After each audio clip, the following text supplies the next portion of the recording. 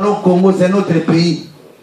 Qu'ils s'amendent et l'IDPS va apprécier leur comportement. C'est notre pays. Merci Baudouin. Vous êtes satisfait quand Kabila répond sans donner la date du début du dialogue. Vous, donc c'est très bon pour vous.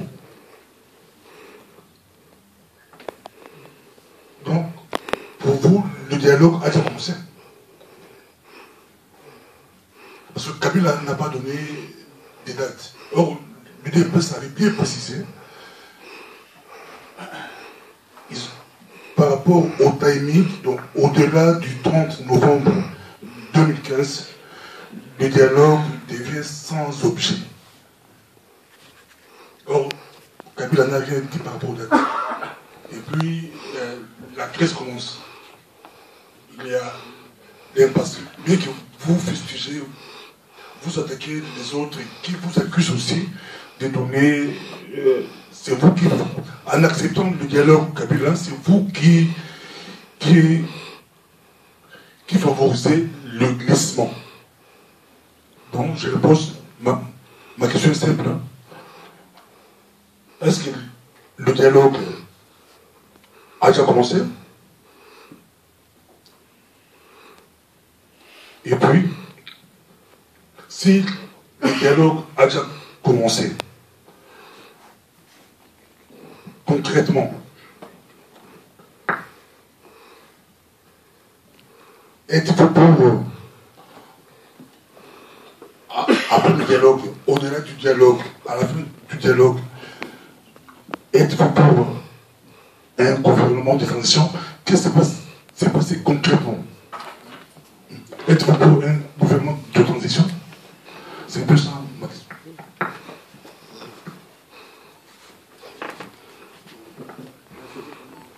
Oui, j'ai saisi.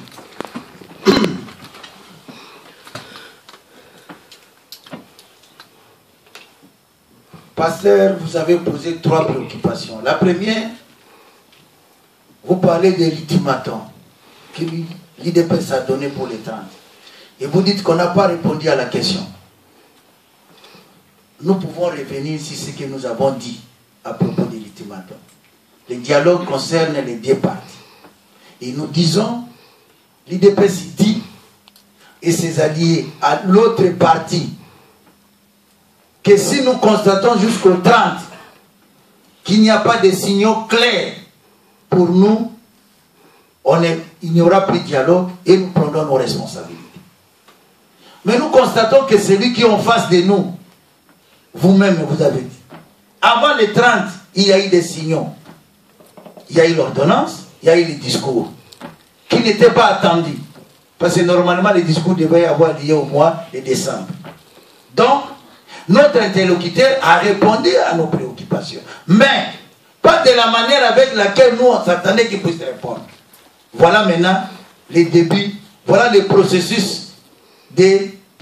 Si vous ne voulez pas, si vous dites non, le dialogue a commencé. Mais c'est le processus. L'IDPS a dit, il faut avoir les 30. Et ils répondent, mais pas ça. Nous disons, ce n'est pas ça. L'IDPS signe un communiqué.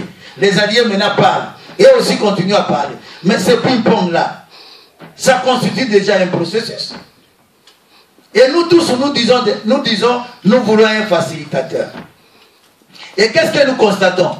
À Kinshasa, Jenny dit non, je suis en train d'explorer. Il y a déjà des mouvements. Si l'IDPS n'avait pas dit ça, et ça je voulais aussi dire à Baudouin, si l'IDPS n'avait pas dit ça, il n'y aura pas ce qui se passe aujourd'hui avec Jenny à Kinshasa. Ça produit des effets. Mais comment nous allons dire que non, il n'y a rien? Tous ces signaux-là, nous analysons de notre côté, et eux aussi ils analysent, c'est un processus.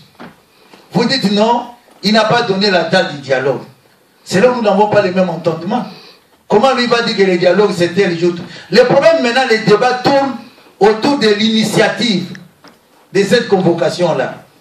Et là vous avez dit, même pour nous, si vous lisez même l'ordonnance parle de... Il se réfère aussi à la résolution 2098. Mais nulle part, on parle de 22-11. Le 22-11 parle que les élections doivent avoir lieu novembre 2016. Mais pourquoi ils font référence à une résolution et pas à l'autre? C'est ça le problème. Mais maintenant, nous ne disons pas non, pasteur, nous sommes d'accord. Parce que l'IDPS, après avoir fait l'analyse, a compris que le dialogue, c'est ça la voie royale. Et nous, les alliés, on les suit. Alors, pourquoi nous allons dire qu'aujourd'hui, nous ne pouvons pas accepter que ce processus-là commence déjà? Vous nous dites, est-ce qu'après ça, il n'y aura pas un gouvernement? C'est ça le problème qu'on a avec les amis, qui pensent qu'il faut voir le gouvernement partout. Il faut voir le Premier ministre partout. Qu'on voit, non, Félix va devenir Premier ministre. Félix va... Mais c'est quoi ça? Il fait une déclaration, mais pourquoi vous faites cette déclaration? C'est vous qui pouvez être Premier ministre. Non, on n'est pas là. L'IDPS a été clair. Dialogue pour que dans les délais, c'est-à-dire les temps qui nous restent, nous puissions réaliser des élections. Nous le disons. Alors pourquoi vous voyez le gouvernement partout? Non. Ça, c'est le débat qui va se retrouver au dialogue. C'est-à-dire les interlocuteurs viendront avec ça comme il en est habitude. Nous, on dira voilà ce que nous voulons. Et le débat va s'engager. Alors ne nous amenez pas aujourd'hui à dire ce qui va se passer, c'est-à-dire qu'il y aura dialogue. Nous, les cahiers des charges de l'IDPS, c'est clair, dialogue et tout que donne. Si on avait commencé ça depuis longtemps, depuis que le président Tshisekedi a donné sa feuille de route, aujourd'hui, mais tout le monde allait comprendre qu'on serait déjà avancé. C'est ça au moins le problème.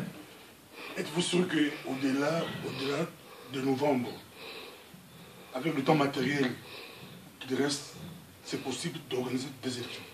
Ça, c'est le dialogue. Vous êtes déjà dans le dialogue, pasteur. Ça, c'est le dialogue. Nous sommes sûrs de ceci.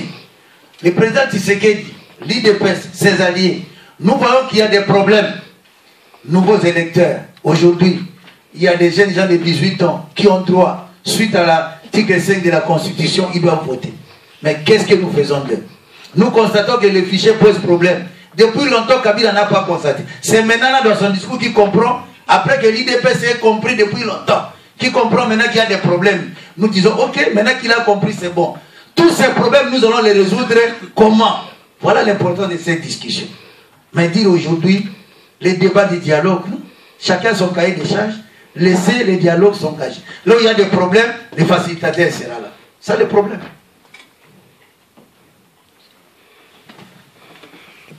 Bon, je crois que... Un petit commentaire et puis je pose la question après. N'oublions pas que nous sommes dans un monde mondialisé. Nous sommes évidemment congolais, nous sommes burundais, nous sommes rwandais, etc. etc. Mais, et c'est pour revenir sur la question de souveraineté nationale et la défense du peuple. Parce que nous sommes toujours devant un mur, des dirigeants qui veulent défendre la souveraineté nationale, mais en même temps, ils massacrent le peuple. Qu'il nous soit permis de vous poser la question à ce niveau-là. Quelles sont les stratégies pour votre front populaire contre la révision constitutionnelle, les stratégies efficaces pour éviter cet amalgame? Parce qu'on ne peut pas défendre en même temps la souveraineté nationale et en même temps massacrer son peuple. Nous vivons ces problèmes déjà au Burundi.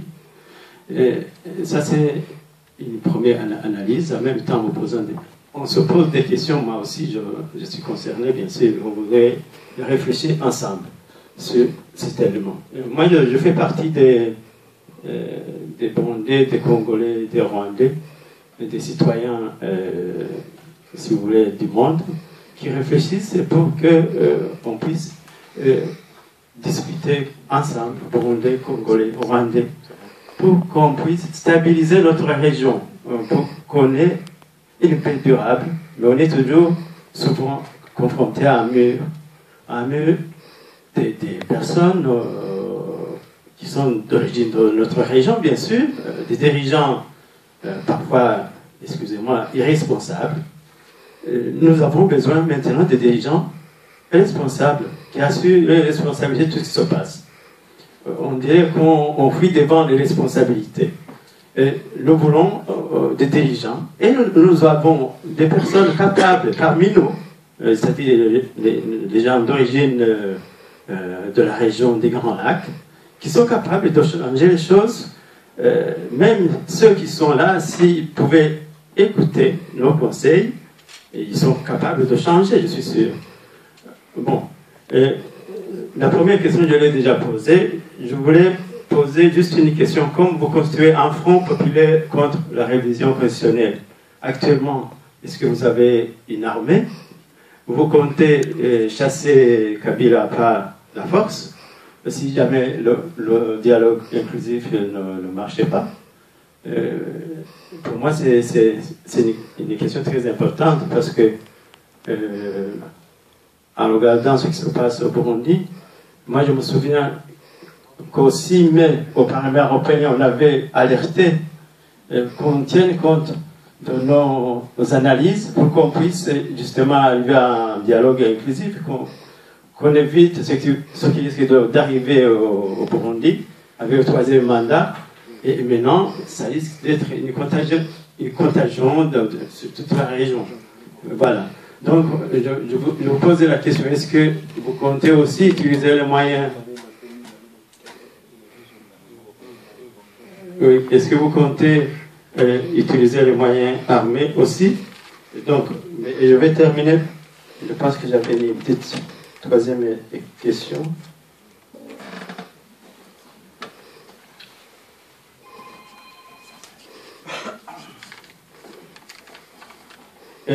Sur le dialogue inclusif, il y a notre ami ici qui a déjà posé la question là-dessus. Est-ce que vous comptez aussi mettre la société civile, c'est-à-dire les ONG quand même qui manifestent tous les jours, parce qu'ils contribuent aussi au changement? Je vous remercie.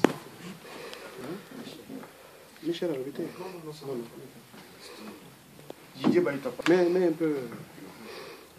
Mon frère Sayo, le dialogue que vous le dialogue que vous effectuez à coucher, coûte que coûte, quel que soit le prix, n'en est pas un. On ne veut pas de ce dialogue, non pas par opposition à ceux qui le soutiennent, mais par réalisme politique.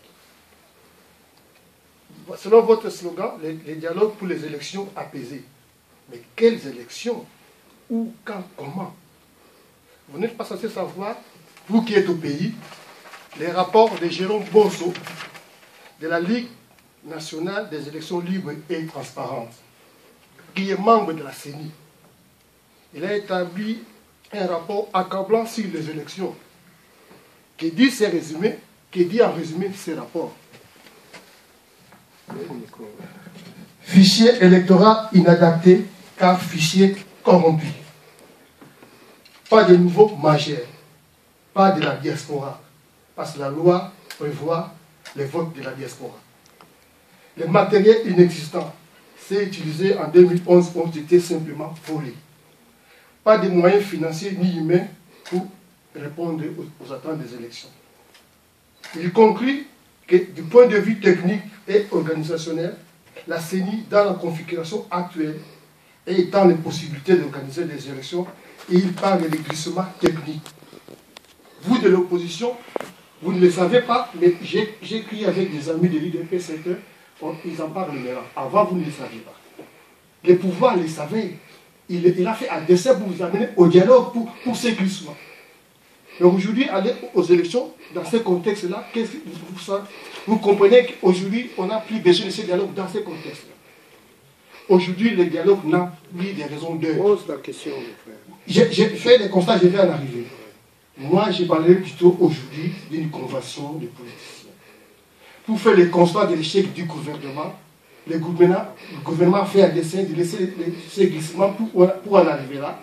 D'une convention pour essayer de mettre, pour avoir des prémices solides pour un État démocratique de demain au Congo. Nous pensons qu'il y a une convention pour définir qui a fait quoi, pourquoi, quand, comment. Ça, c'est ma préoccupation. Et je ne sais pas qu'est-ce que vous pensez de cela.